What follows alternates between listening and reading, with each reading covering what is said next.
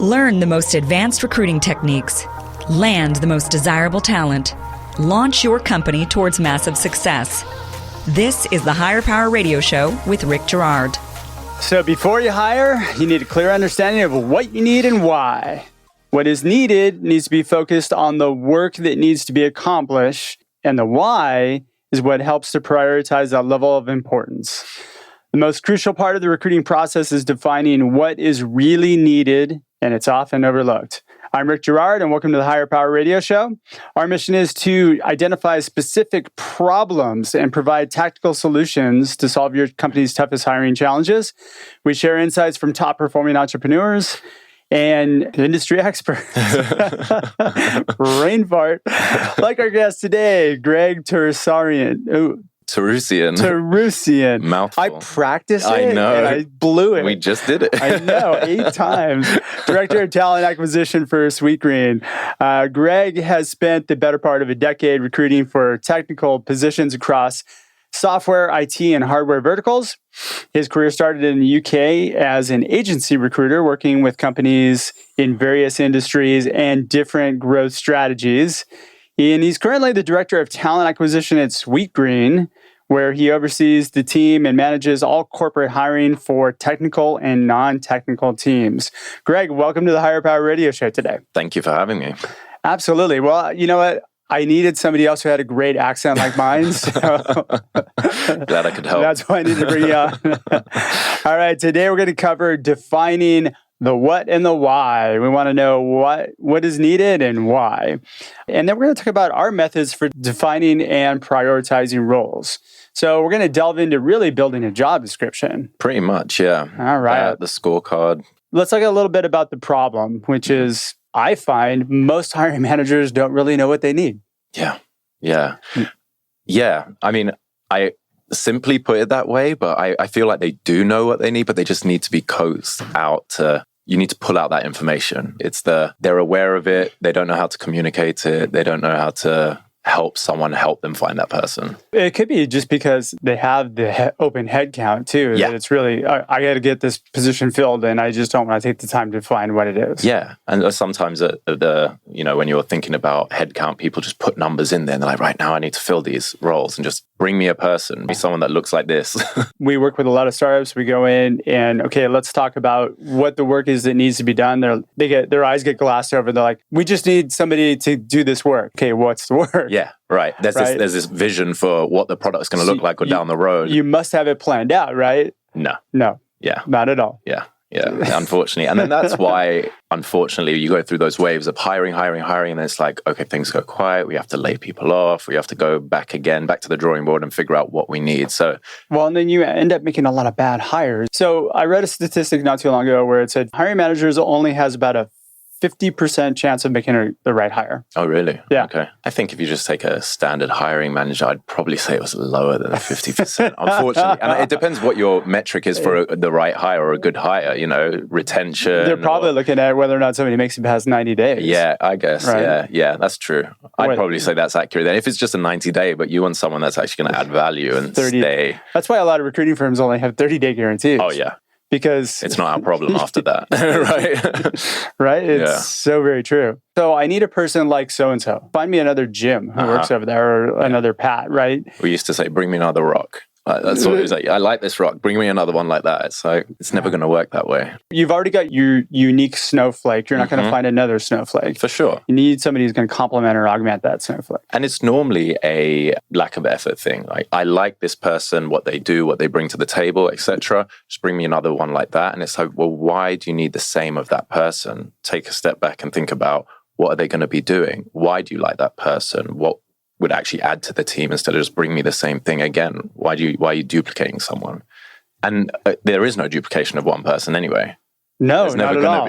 Not at all. You've got to start thinking about growth for that person. How are you going to augment their work and how are you going to keep them motivated and challenged? Because retention's a huge piece that people don't think of once they have them in the seat. Yeah. And people like me take advantage of the fact that of course, we take advantage of the fact that they don't pay attention to that. Yeah. Like you mentioned stats earlier, there's always these reports, there's always these articles going on out there about engagement and retention. And like, even if we find, I lose out to someone else, another hiring manager or company, then they take a candidate that I've been working on. If I don't reach back out to that person in their 60, 90 days to see if they're happy, or if I really wanted that person, it's such an easy hire to make if they're not onboarded properly, not happy, or if they've made the wrong decision for just money, for example. It's such an easy person to pick out from a company because they've already that one's always a dangerous one to me, the money piece. Which is why if someone's gone somewhere else for money and they realize it's not everything it's supposed to be that was sold to them. Oh yeah, right. And it never is. Never is. Especially if, hey, here's a note to you guys. If the company is selling you a bill of goods and they're beating everybody else's offer, there's a pretty good chance that you're walking into a shitstorm. Oh my gosh. And you said that about scaling quickly as well. I mean, there's a long list in LA and we won't name companies, but... Oh, let's name them. No, let's not do that.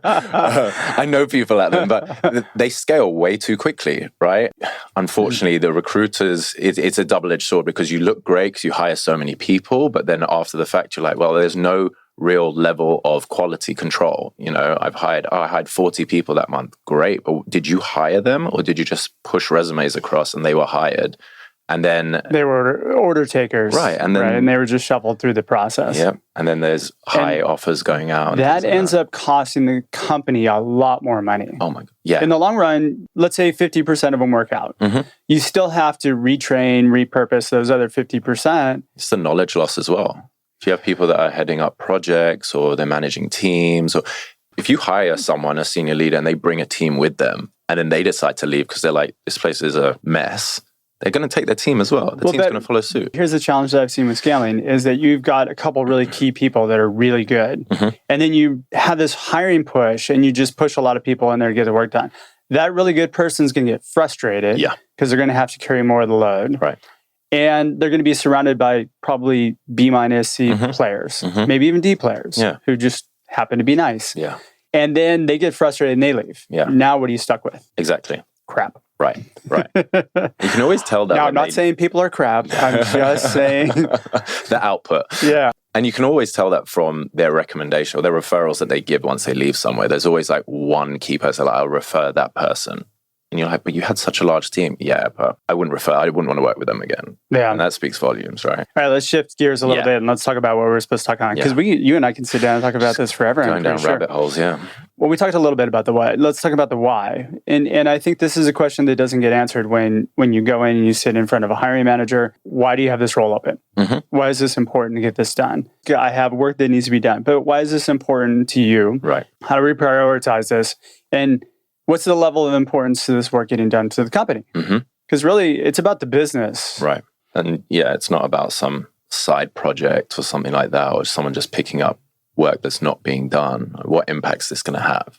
Is it something that's integral? Is someone else doing the work right now? Is it a brand new project? And that's important, but where does that fit on the company's priority list? Let's sit down and so let's talk about outlining this, because I think this is a really important thing. I'd like to give our audience or give entrepreneurs or executives that are out there at least a better clue as to, okay, we need to plan for this first. So let's think about, how do you sit down and write a job description? A job description is not a wish list of skills. So get yourself out of that mind. It's not something that you reuse that you posted 9 months ago.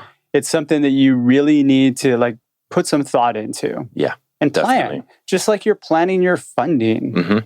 You spend more time planning what you're going to wear to work in the morning than you do writing job descriptions. Yeah. For the most part. And it's so important that, I was listening to one of your other shows and you were talking about one of your other episodes and the difference between a job ad and a job description. It needs to be enticing. It needs to outline the bulk of the work, the bulk of the role, what it's going to look like to someone, and why it's important. Well, if you look at a job board, don't you get grossed out by looking at, oh God, you look at these job postings, you're like, oh, you must have this, and you must I must not have anything. Yeah, okay, great, you're a company with a name, that's awesome, but I've never heard of some of these companies are little rinky-dink companies that are saying holding this high bar and this high standard, we are the best thing in the world, and you need to fall into our whatever. Right.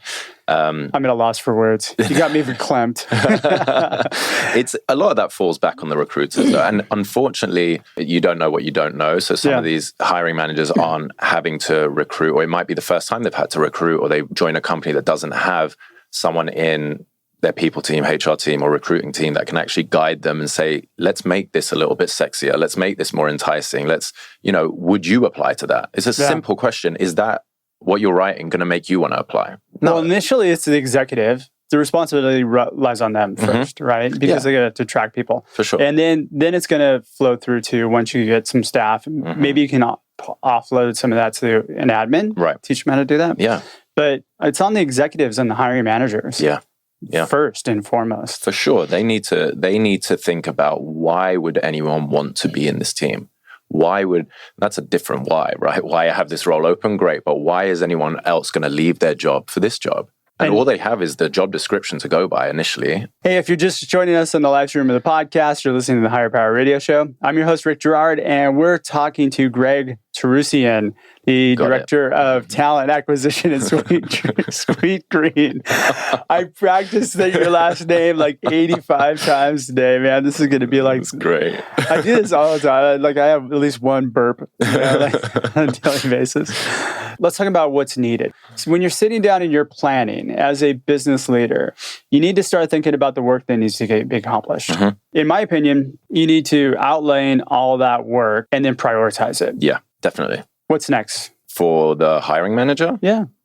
Or the recruiter. I mean, you're writing a job description. If I was a recruiter coming into that and I have a hiring manager, it would be great to get in front of a hiring manager before they've even done their job description. They tell me, they have a need. All right, let's do our intake. And I'm going to help you. I'm going to help you think about this the way that is going to make the most sense for you to write a job description, for you to hire, and for me to go out and find you someone. Now, your intake is basically your job description or your intake. The way that my intake works, it's about a 3-page document. It outlines everything from why this role's here. Is it new? Is it a backfill? Where, sourcing criteria, are there target companies, projects, schools, referrals, anything like that. Okay. And then what the actual process looks like. The bulk of the time that I spend, and by process, I mean, is there technical screening? Do you need whiteboarding? Is there a presentation? Is there going to be remote opportunities? Are we going to fly? So there are hoops you have to jump through. Everything. Okay. Is there something for me as a recruiter that I can help to knock people out earlier in the stage? Technical knockout questions or specifics that they've done to say, we'll actually consider someone. If they haven't done that, you know what, don't even bother bringing them to me. See, but those need to be tested. Why is that important? Because I think that people who have transferable skills, something that's similar that can be brought to the table that actually enhances that person's career, that person's going to do a better job than, hey, I've already done that for the past 4 years. Right. And you're asking me to come do the same thing again. Yes, I used to say yes, 100%, until I was hiring at my last company and I was had the same pushback, and I was hiring for a senior DevOps engineer. Okay. So we're going through and I actually built this scorecard there first and tested it. And luckily I was using technical and non-technical. So I had a good proof of concept. And the main bulk of it was look, we need someone who's migrated from a physical data center to the cloud using nothing but infrastructure as code. And I was like, why? Why can't we just, there's tons of DevOps engineers out there. And again, DevOps is such a loosely used term. But I was like, why is someone who's done that before going to come here and want to do it? And it was well, this is the rest of the stuff. If they've done that, this is what they have the ability to do or should have the ability to do or foresight to do, or the technologies they've looked into. But this is the original body of work. And then we're looking forward to the next. Okay, so then they're providing a growth path for that person. Okay, I see that. That makes a lot of sense. Come in and do that, but you're going to do that with a view of doing this. We're transferring from physical data center to the cloud so we can scale, and then you can use these technologies and we can be cloud agnostic and we can do all of this stuff. So that makes perfect sense. Right. I mean, otherwise, that's where you have a shoe in, because there's probably not a growth path for that person in their current role where they can go somewhere else. Right. So there's your hook. Me as a recruiter, I'm easy. I'm going to speak to all of these people, and if they haven't done that, I know they're not going to be suitable. The tech recruiting is actually much easier. Oh yeah, it's a lot more black and white. Yeah. And people get really confused by it, but it's actually easier than placing a marketing person because it's subjective. So project, product. I read all the content. I'm like, wow, this sounds amazing. This story is amazing. And then the other person looks at it and goes, oh God, this is crap. And it's just the way of thinking, can you talk through it? Why did you choose this over this? Is there a better way of doing it? If you have the mindset or even the way of just reviewing your own code and thinking about like, oh, actually, I'm open to other inputs and I could have done it this way, but this works. How can I optimize it? Most hiring managers or competent hiring managers will say, yes, that's the type of person we want. We sit down and we go, hey, we need this work done. X, Y, and Z. Yep. Right? Then you prioritize it. Let's say you have 10 things that need to be done. How do you prioritize them? As a hiring manager? As a recruiter, as a hiring manager, take me through your process of, okay, what's the most important thing to do here and why? Or a lot of that comes out when I'm building the scorecard with the hiring manager. So the sections that I'll have like a golf scorecard. Almost. My scorecard it has about 5 sections on it. One is core competencies or candidate profile. That's more. I don't want to say softer skills because that's so loose, but it's like if you're in a leadership role, is it cross-functional? Are you going to have strong influencing skills? Do you have to manage up? Are you presenting to execs, presenting to a board? Things like that. That some people have the polish or the experience to do, or even if they haven't done it before, do they show the abilities to do that sort of stuff, right? Because if you come from a very small startup where you've got 20 people and everyone's technical, if you're talking to your investors or your board or whatever, and now you're internally in a bigger company and you've got board members, board team meetings on site, things like that, how are you going to represent your department in that? That's the softer side. The bulk of it is the minimum and the must-haves. And this is... Wouldn't the softer side also be culture? Yes and no. I always test for culture throughout a process. So we would define... And culture is always a hard thing to define, right? Most startups are like working ambiguity. What's interesting is that once people know the information about your company and they do their homework, they fib. They lie. They fit themselves into the culture, right? Sure. But if you actually are able to gather that information prior to them knowing it, then you can get a true idea of whether or not they're going to fit in the culture. We can go down the rabbit hole of candidate qualifications because I love that as well. We got like 8 episodes. Right. But yeah, to your point, I mean, the profile, the competencies, yes and no culture, but I find that every team within a company has their own culture. So the core competencies has to fit into that team and that role's culture specifically because the leader of the team group project may be slightly different to the team members, and that's okay and that's needed, right? But fitting into the whole company as a whole, like you can come in and be like, I'm a rock star, I know everything, blah blah blah, and in a company that's very like chill. But I think it's more about the cultural values in alignment because you're going to have some people that are oddballs that still fit into the culture, but they're just and they probably bring a lot more to the table because you just really don't want a whole culture of the same person. People. No, I read something, I can't remember the company that has it, but the mindset that they have is more a culture add instead of a culture fit. And I always like to think about it like that. Who's going to add to the company, to the culture, to the teams in a positive way instead of take away from it or be disruptive. So that's just on that section. But I think that's an important piece that needs to be put into a job description is really understanding what your values are first, but then also taking those values and making sure that your job description is in alignment with it. For sure. Yeah, for sure. Like you don't want them to be contradicting. Yeah, as well.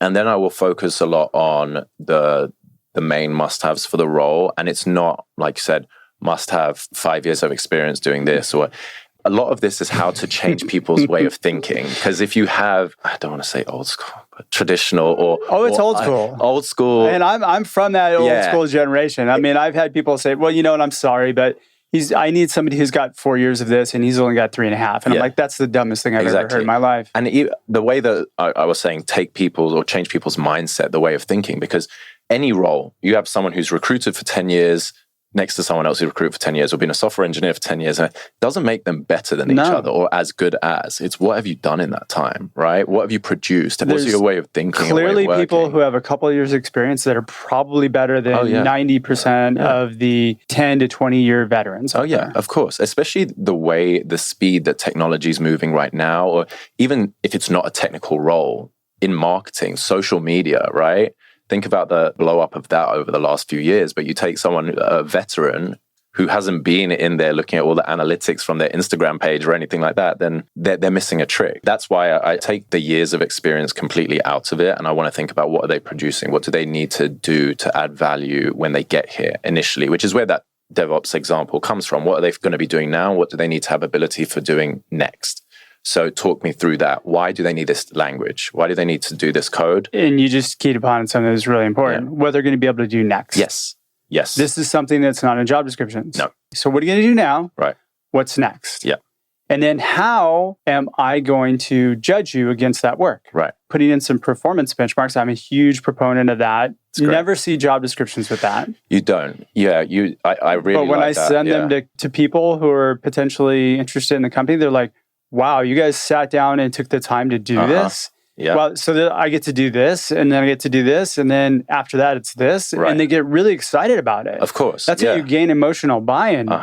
Yeah. It doesn't take that much time. It's like an hour exercise for me to sit down with my companies and go, okay, what are we working on first? I'll get four or five things. What needs to be accomplished?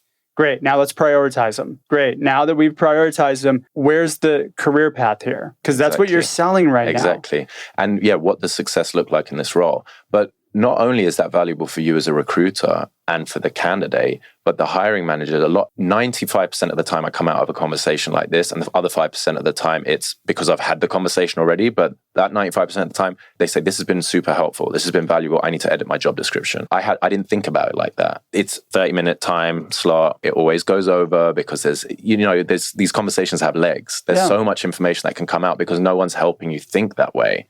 And you're not. I mean, it's not your fault. Again, you don't know what you don't know. You think about it like, I have this headcount, I have this need, let me go out and get it. But let's think about it a little bit longer term or from a different angle.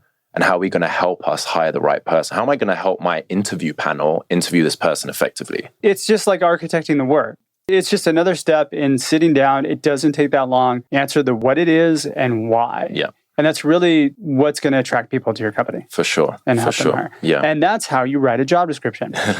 Would you be willing to share that document with the community? Yeah. Okay. Sure. That'd be cool. We'll post that in the show notes. And then that gives somebody something they can kind of plug in and look at. Yeah, I'll send it to you after this.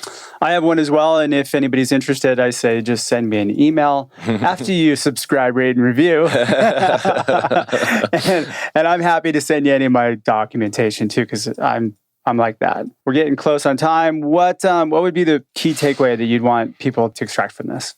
I think we touched on it a bit earlier, but it's changing the way of thinking, helping people change the way of thinking. So if you're a recruiter, helping a hiring manager change their way of thinking, or a hiring manager changing their own way of thinking about this, if you think about it, like as a hiring manager, I would never want to see a candidate from a recruiter that hasn't been spoken to, hasn't been properly qualified, and I don't know anything about their aspirations or their needs or how are they going to rank. Well, we should say that there's a difference. There's a recruiter and then there's order takers. Oh, yeah. And most of the industry is order takers. I would not want to see resumes, candidates, or even be involved in a process from order takers because there's no control, there's no clarity, and there's no ability to close. No, it's just paper shifting. Exactly. And on the flip side, as a recruiter or even as a candidate, think about it from the candidate side of it. Would you want to be involved in a process that hasn't had that proper care or time to qualify it? A candidate qualification and a job qualification are as important as each other. Absolutely. The hiring manager, it's difficult for you to make the right hire. Forget making a hire.